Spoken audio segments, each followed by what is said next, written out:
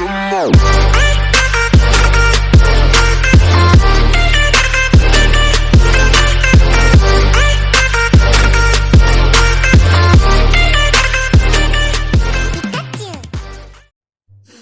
Hey guys, it's Abel here. We are back for some more creepypastas, or r/no-sleeps. Technically, I think the main ones I'm reading are r/no-sleeps, except two are on creepypastas. Yeah. Anyway, this one is r/no-sleep. This one is, I've been working for Disney and I've got some stories to tell. Did you know that there's a second hidden Disneyland beneath the real one? In the early years at the park, old Walt himself decided he didn't like the characters traveling through themed areas where they didn't belong. He said it broke immersion. So he had an entire complex built beneath the Magic Kingdom. It mirrored every street, every ride, and every land above it. The arrangement was designed to enable masked men to sneak around so well that your children never noticed, leaving you happy to foot the bill.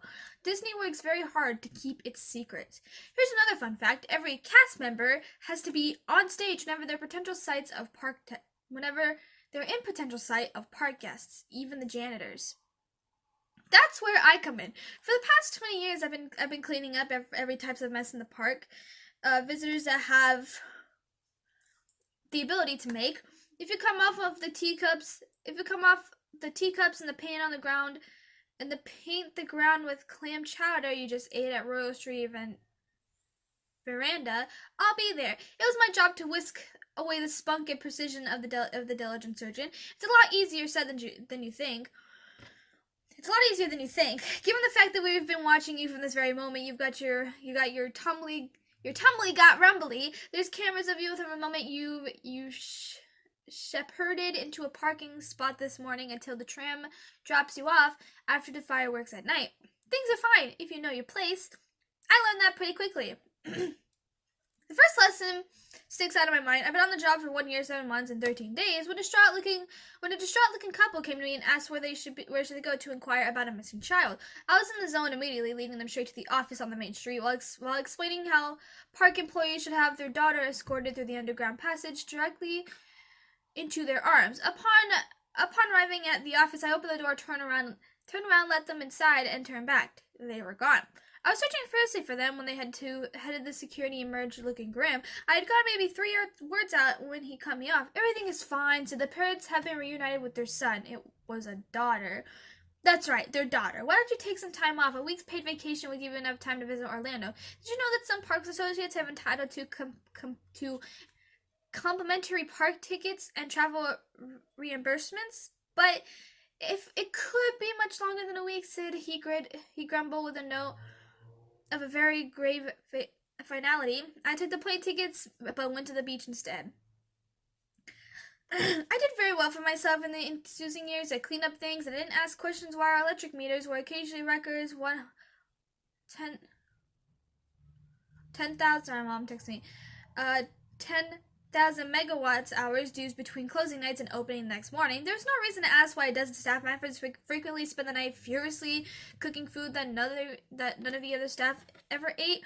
I never inquired about why there was a yellow door in the passageway under Adventureland or why I got vertigo every time I drove by it, and no one ever questioned the firm policy of distraught families that have been separated. Get them out of sight. It breaks immersion. The reason was always good enough for me. But the strangest thing ever happened was just a couple of weeks ago. I was underground Disneyland spending my break trying to forget the poopy incident I had to fix in Alice in Wonderland ride. A costume Mickey came into the lounge, looked at me, and sat on the opposite couch with his legs crossed. I smiled and nodded and tried to zone out, which was hard to do when a cartoon mouse was staring at you. Why was he still a mouse? And the first thing I do upon stepping off stage is to drop my smile, let out a fart, and ease into my relaxation mode. Why wouldn't someone take the first opportunity to doff a ridiculous mouse head? I stared back. He didn't move. It wasn't pleasant. I wondered if he was stuck in the damn thing and obsessively started looking for the seams in the costume, but I couldn't find any. My heart dropped a few degrees while my stomach turned over like a bad beached whale, and I realized there was no openings in the costume. I mean, what the hell? Was this guy so directly in the outfit? Was the illusion that good? Could my very dull imagination actually have conjured up the belief in magic? And why was he just staring at me? That's weird as shit without the fused cartoon mouse skin suit. there was no getting around the fact that this fucker was an odd duck who wore the fact like a badge of honor. Then it blinked. I don't mean the man inside the costume. I mean those fucking giant mouse eyes rolled over to me, locked into my face, and the anthropomorphic cartoon rodent blinked its goddamn eyes.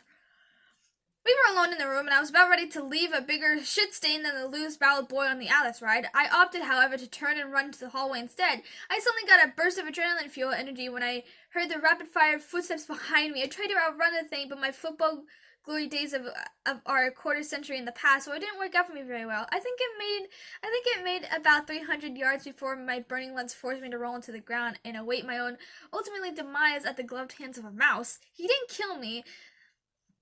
But he didn't kill me. Through my blurred vision and desperate gasps, I was barely able to make out the very man's side shape standing above. It was the head of security. He looked furious. Next to me was a man who looked vaguely familiar. He was tall, pale, dressed in gray suit with a fedora. He did not look like he'd been running at all. Well, Sid, the head of security, casually cited, clearly less witted than I was. How about we send you to Europe for this vacation? I'm in Italy now. A few days ago, I started reading about other people who were coming out online about their Disney experiences. I started being able to accept the denial that I had worked so damn hard to maintain. I also noticed a lot of people on tour had connections to Disney, despite the fact we'd never met before, and we were not a part of the Disney sanctioned tour. It seemed that we've gathered together on purpose, but someone clearly didn't want us to know what that purpose might be. It was a very odd situation at best. So I did exactly what I've been taught to do. I separated myself from the situation. That's the best way to keep things clean. I didn't show up for the day trip in Genoa, whatever. And in doing so, I stayed away from the bridge collapse a few days back that killed everyone else in my tour group. I'm the only one left to tell my story, and that story will end with me making it very, very clear that I won't be going home anytime soon. I think it'll be much safer living anonymously in Europe. Disneyland is hiding something big, and their greatest strength is making you believe that magic isn't real. That's creepy, man. I'm so glad I did not grow up to be one of those kids. I was like, oh my god, I want to go to Disneyland. I want to go to Disneyland. Like, no offense to those children, because I was, well, poor and didn't have money, nor the family to do so, because fuck that. Also, I got severe anxiety, so yeah. Anyways, that's basically it. So I hope you all enjoyed. If you're new to my channel, appreciate the subscribe button, give me a thumbs up, also the bell, so you're notified of videos which is daily. I love you guys. Thank you for everything, and I'll see you later. Bye bye.